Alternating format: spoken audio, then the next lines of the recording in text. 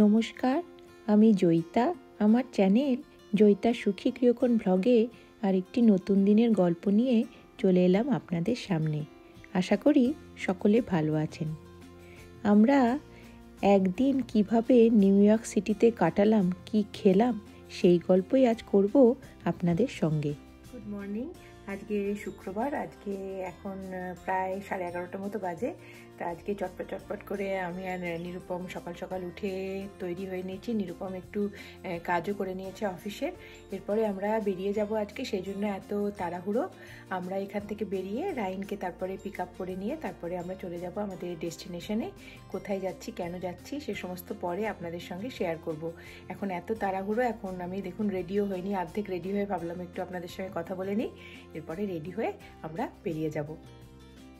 আমাদের বাড়ি থেকে বেরোতে প্রায় 12:30 হয়ে গেছিলো।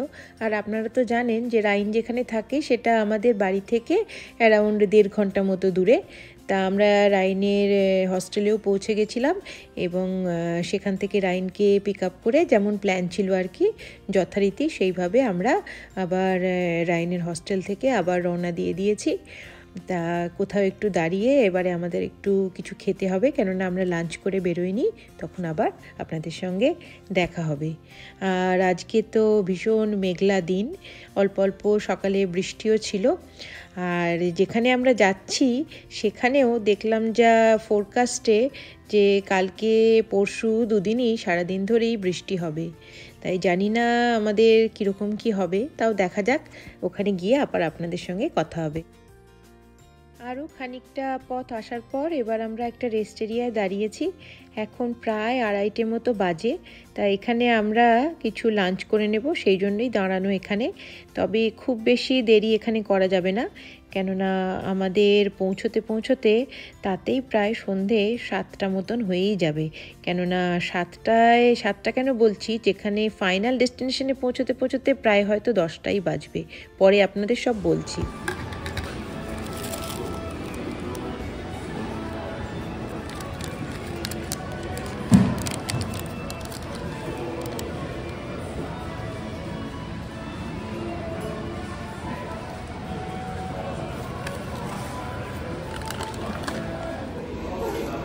এখানেই আমরা একটু অল্প লাঞ্চ করে বেরিয়ে যাব, কারণ আমাদের এখনও অনেকটা রাস্তা যেতে হবে। তাই এই দুটো বার্গার নিয়ে নিয়েছি। আর রাইন বেরোনোর সময় খেয়ে বেরিয়েছিল ওর ডর্ম থেকে, তাই জন্য ও এখন আর কিছু খাচ্ছে না, পরে আবার কিছু খাওয়া হবে। এখন আমরা চটপট খেয়ে নিই আগে।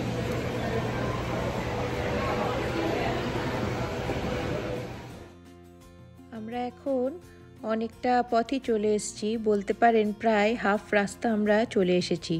এখন আমরা বিংহ্যাম্পটনের ওপর দিয়ে যাচ্ছি। আমেরিকায় রোড ট্রিপ সত্যিই একটি অসাধারণ অভিজ্ঞতা। বিশাল দেশটির বিভিন্ন প্রান্তে বিস্তীর্ণ রাস্তা আর মনোরম দৃশ্যের সাথে ভ্রমণ করা সত্যিই আনন্দদায়ক। তাই এই রোড ট্রিপগুলো আমাদের কাছে ভীষণ প্রিয়। আর এখন তো আপনারা দেখেই নিলেন যে আমরা কোথায় যাচ্ছি। আমরা অ্যাকচুয়ালি চলেছি নিউ ইয়র্ক সিটির উদ্দেশ্যে। আমাদের বাফেলো থেকে নিউ ইয়র্ক সিটি যেতে এই 6-6.5 ঘন্টা মতো লাগে, তবে মাঝখানে ব্রেক নিয়ে আর একটু বেশি সময়ই লাগে। দেখুন কি সুন্দর পাহাড়ের মধ্যে দিয়ে রাস্তা। এই সমস্ত রাস্তাগুলি সাধারণত পাহাড়ের মনোরম দৃশ্য, সবুজ বনভূমি আর ঝর্ণা দিয়ে ঘেরা থাকে। সামারে এই সৌন্দর্য তো অসাধারণ, বলে বোঝানো যাবে না। মনোমুগ্ধকর এক অসাধারণ সৌন্দর্য। এবার আপনাদের বলি, এই নিউ ইয়র্ক সিটিতে আমাদের আগামীকাল একটা কাজ আছে। তা সেই কাজ সেরে আমরা রবিবার বাফেলোতে ফিরে আসব। আর তার আগে মানে নিউ ইয়র্ক সিটি ঢোকার আগে আমরা একবার নিউ জার্সিতে যাব। ওখানে আমাদের এক বন্ধু এসেছেন কলকাতা থেকে। উনি আর ওনার হাজব্যান্ড, ওনার মেয়ে থাকেন ওখানে নিউ জার্সিতে। তা ওনাদের সঙ্গে দেখা করে তারপর আমরা নিউ ইয়র্ক সিটিতে হোটেলে চলে যাব। এই বন্ধু খুবই অদ্ভুত আমাদের, মানে ফেসবুক থেকে ওনার সঙ্গে আমাদের আলাপ। তারপরেই আমাদের সৌভাগ্য হলো আজকে ওনার সঙ্গে দেখা করতে যাবার। উনিও এত কাছে আছেন আর আমরাও এখানে এসেছি, তাই ভাবলাম একবার দেখা হলে মন্দ হয় না।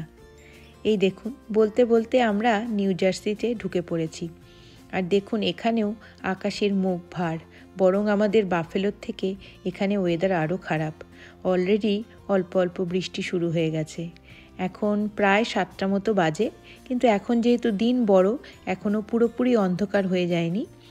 তা এই নিউ জার্সিতে যে এখন আমরা ঢুকলাম, এখান থেকে ওনাদের বাড়ি আমাদের ম্যাপে দেখাচ্ছে যেতে আমাদের আরও 20-25 মিনিট লাগবে।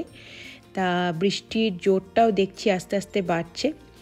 আর কিন্তু এই দেখুন ওনাদের পাড়ায় আমরা ঢুকে পড়েছি। আর দেখুন চারিদিকে কি সুন্দর চেরি ব্লসম হয়ে আছে। এই সময়টা এত সুন্দর, কিন্তু ওয়েদারটা আজকে আমাদের সঙ্গে বিট্রে করলো। রোদ্দুর থাকলে এই পরিবেশটা এত অসাধারণ লাগতো দেখতে, কি বলবো আপনাদের। দেখা যাক কাল কীরকম ওয়েদার হয়। যদিও ফোরকাস্ট আছে কালও হবে বৃষ্টি, তবুও আশা করছি যদি একটু ভালো ওয়েদার আমরা পাই।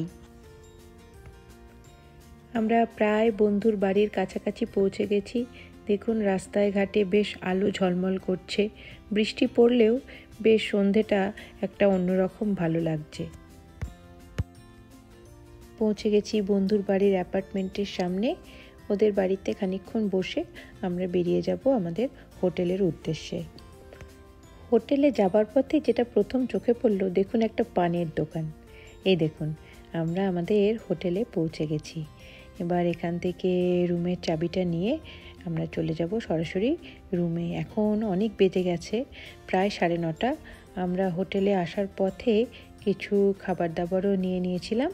এবার ঘরে এসে একটু ফ্রেশ হয়ে আমরা খেয়ে নেব, কারণ কালকেও আমাদের সকাল সকাল উঠতে হবে। আমাদের একটা সকাল সকাল কাজ আছে, তা সেই জন্য খুব রাত করব না। আর খুব টায়ার্ডও লাগছে আমাদের বাফেলো থেকে এত দূর গাড়ি চালিয়ে এসে, তারপরে ওই বন্ধুর বাড়িতেও গেছিলাম, তা সেই জন্য খুব টায়ার্ড সবাই। এখন আমরা চটপট করে খেয়ে নিয়ে শুয়ে পড়ব।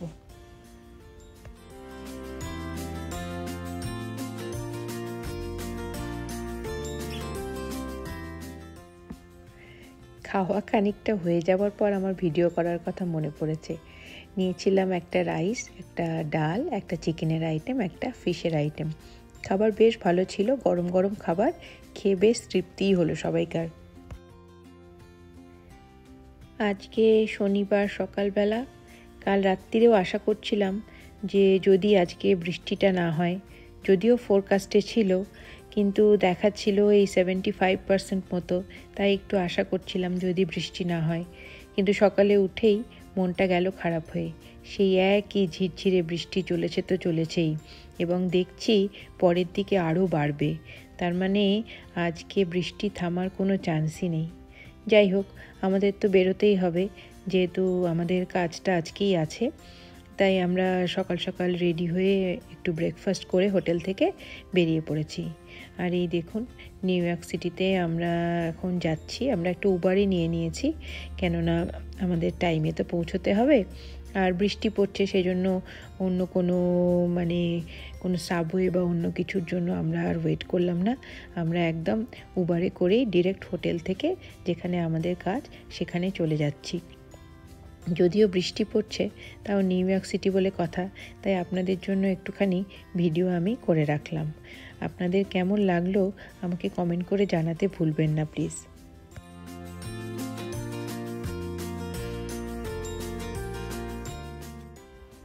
ব্যাস আমাদের কাজও হয়ে গেছে।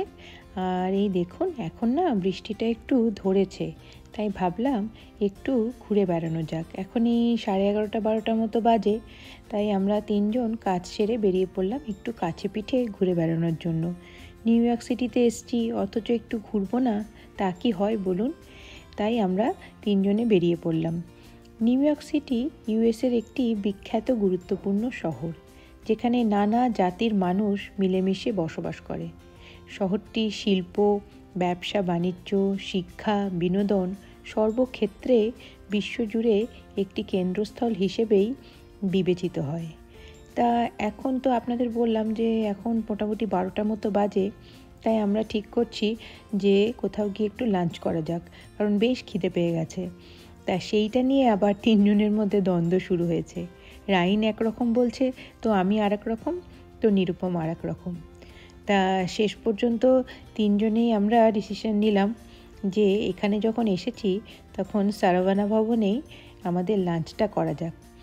আর সাউথ ইন্ডিয়ান খাবার তো নিরুপমের অসম্ভব প্রিয়, আর এইরকম একটা বড় জায়গায় লাঞ্চ করব, তা সেই জন্য আমরা তিনজনেই বেশ রাজি হয়ে গেলাম। রাইনও দেখলাম বেশ ইন্টারেস্টেড ওখানে লাঞ্চ করার জন্য, তাই আমরা তিনজন চলেছি এখন সারাভানা ভবনের উদ্দেশ্যে। যে রাস্তা ধরে চলেছি আমরা রেস্টুরেন্টের উদ্দেশ্যে, সেখানে পর পর শুধু ইন্ডিয়ান রেস্টুরেন্ট। আপনার মনে হতেই পারে যে যেন দেশেই আছি। চারিদিকে দেখুন শুধু ইন্ডিয়ান রেস্টুরেন্ট, কিছু আবার আছে ইন্ডিয়ান অ্যান্ড পাকিস্তানি রেস্টুরেন্ট। মানে দেখে এত মজা লাগবে যে কি বলবো আপনাদের। আমরা এখন নিউ ইয়র্ক সিটির লেক্সিংটন অ্যাভিনিউতে সারাভানা ভবনের রাস্তায় কাছাকাছি চলে এসেছি। তো খাবারের পোঙ্গল, বড়া এসব খাবারের কল্পনা করতেই জিভে জল চলে এসছে। দেখা যাক কি পাওয়া যায়। সঙ্গে থালিও, যদি থালি খাও। বিরিয়ানিও আছে। তা চলুন যাওয়া যাক, তারপরে গিয়ে দেখছি কি খাই আমরা।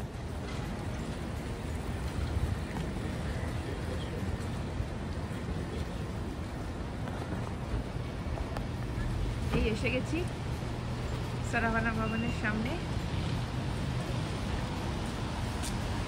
এরকম তো স্বপ্ন দেখেই খুশি, এবার খাবার পেলে না জানি কত খুশি হয়ে যাবে।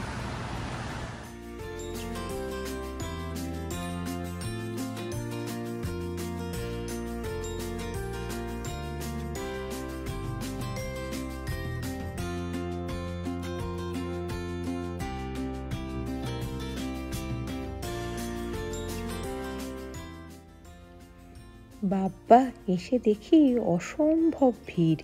একে তো শনিবার, তার উপরে হচ্ছে এখন একদম পিক টাইম লাঞ্চের জন্য, মানে প্রত্যেকটা টেবিল ভর্তি। তাও ভাগ্যিস আমাদের লাইনে দাঁড়াতে হয়নি। এইটা আমরা খুব লাকি ছিলাম যে আমরা এসেই জায়গা পেয়ে গেছিলাম। যাই হোক, এখন খাবারের অর্ডারটা দিয়ে নিই।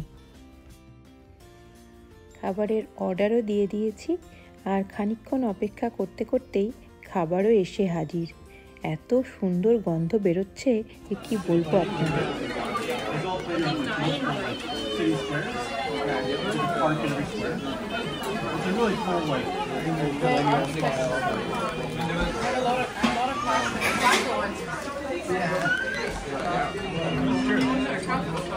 Somebody was saying, one of these Polish guys was like, dude, football fans are going to come. খাওয়া দাওয়া হয়ে গেল, ভীষণ ভালো লাগলো পরিবেশ এবং খাওয়া দাওয়া।